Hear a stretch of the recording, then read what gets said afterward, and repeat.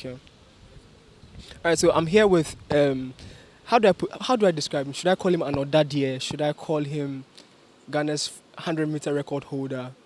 But whichever way you want to call him or describe him, I'm here with the one and only Benjamin Azamati.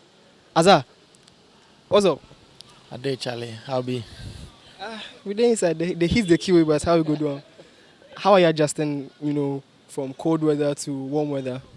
It's not been bad, because we grew up from here, so adjusting is not that hard as compared to being in Europe. So I think everything is fairly okay. I'm still adjusting. I'm able to sleep very well. I mean, not how I would like it, but it's okay. It's good. I'm adjusting fairly well. Has your body been able to adjust to the clocks now? Um Not really. I would say not really. You're not getting enough sleep. Nah, nah. Great. So let's move straight to the actual conversations. First off, this is your first official race in Ghana since GUSA 2020. I mean, we all know what happened in GUSA, but this is a different ball game. How happy are you to be back home? I mean, it feels amazing to be able to compete in front of the home crowd. I think the energy the crowd is going to give you is going to feel different, and to be able to do it in front of, say, family, I think it will be really good for me. So from GUSA, I mean, that was a younger me. I mean, everything has changed since then. I've been a better athlete since then, and just happy to be here. Just happy to be able to do it in front of the home crowd.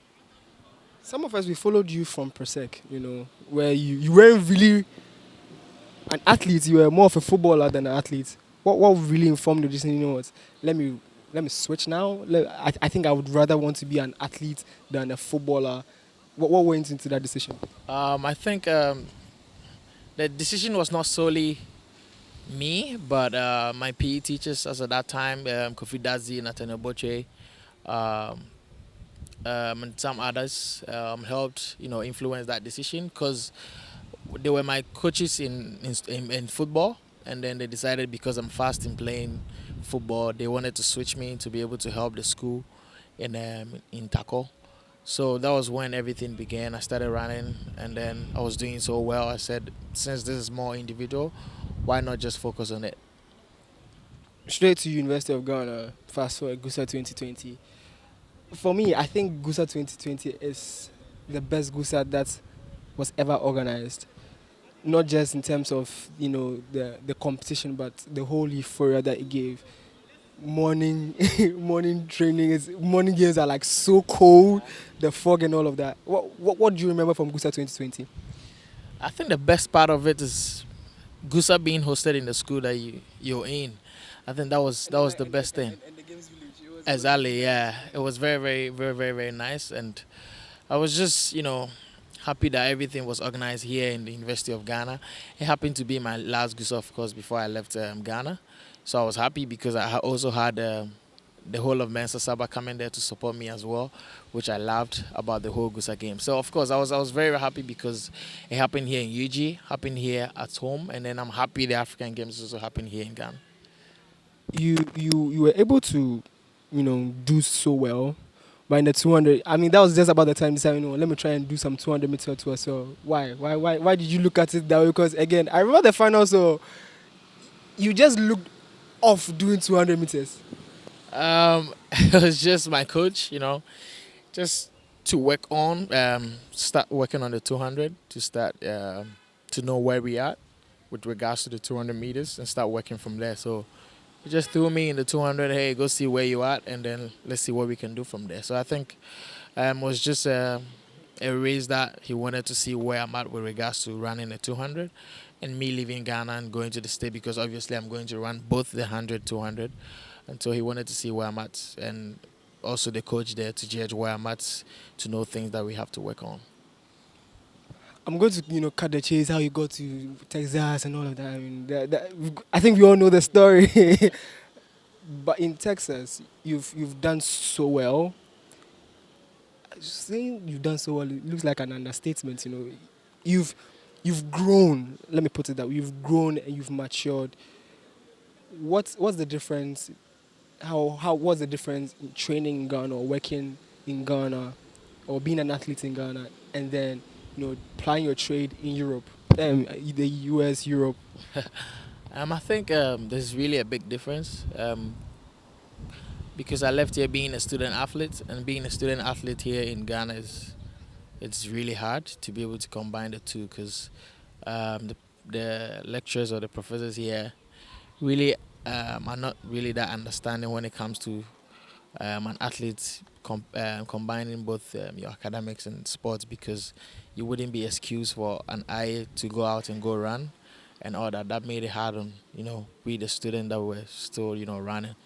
But in the United States, I think it's a must for a professor to allow you to do what you are.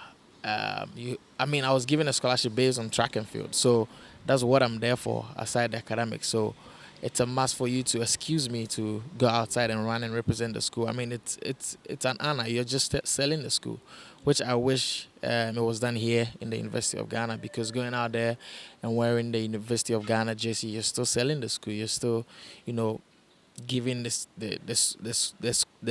school advertisements and all that. So I think that was the major difference. And aside that, also the facilities, which now I'm happy because we have a world class Mondo facility here. I've been to Europe, and this is just the same thing. It's basically the same thing that we have here, which I'm happy about. So now, oh yeah, 100%. It's the same thing.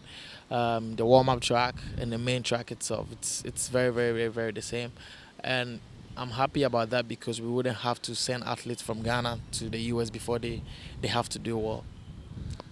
You just mentioned something that a lot of people are.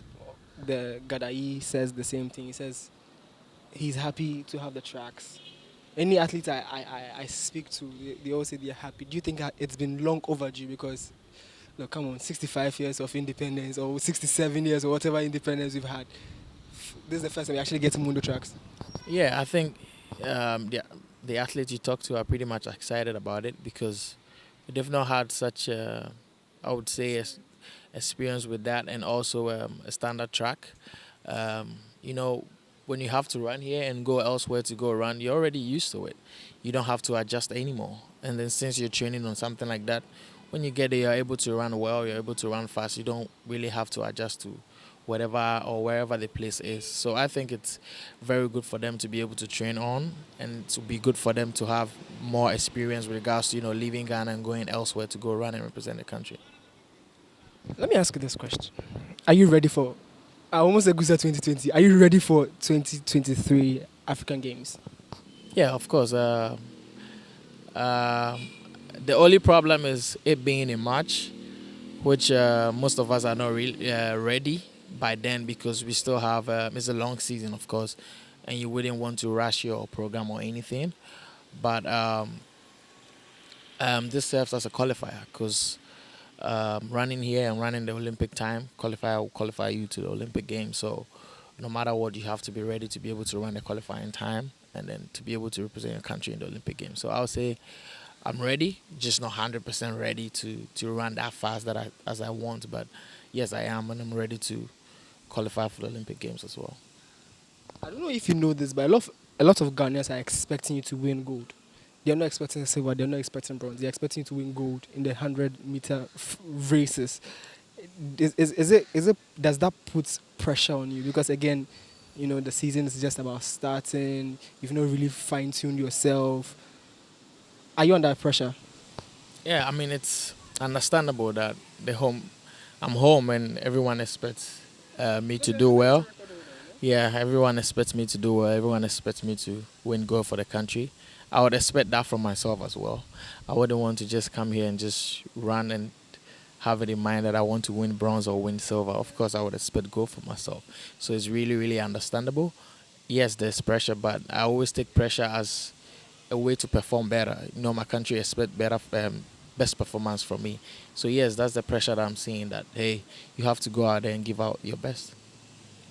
Do you think participating in Ghana will be the difference maker? Because again, you've broken most records away from home. Now you are home. Would it give you any other motivation to I'm switching the knot a bit higher and say, I've done this time. Let me break it and do an Usain Bolt. Yeah, absolutely. It would be wonderful to be able to do it, but as I said, it's still early in the season. But I'm not ignoring the fact that I can run really fast. I mean, anything at all can happen. It's great weather.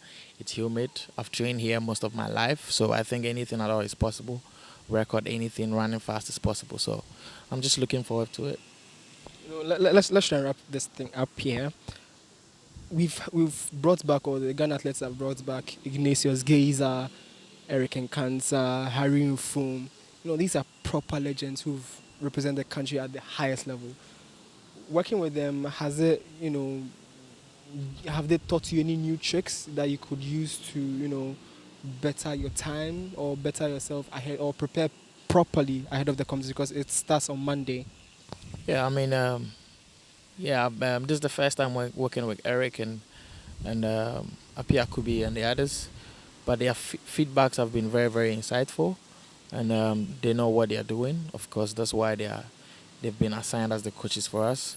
But as I said, their feedbacks have been very, very insightful, and it has been great so far working with them. Final question here.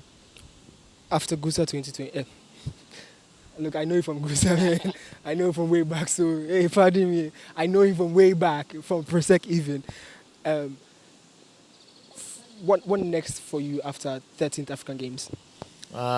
We're looking at running in the World Relays, running in the African Champs, and then Olympics as well. So it's just this is just a preparation for us. We still want to qualify for the 4x100, go to World Relays, and then make it to the Olympics as well. And as well as individually, we're all looking forward to running the qualifying time here as it's certified, and whatever time that we run here can qualify us to the major competitions. Azza, good luck, and then me, I'll be expecting my gold. Thank you.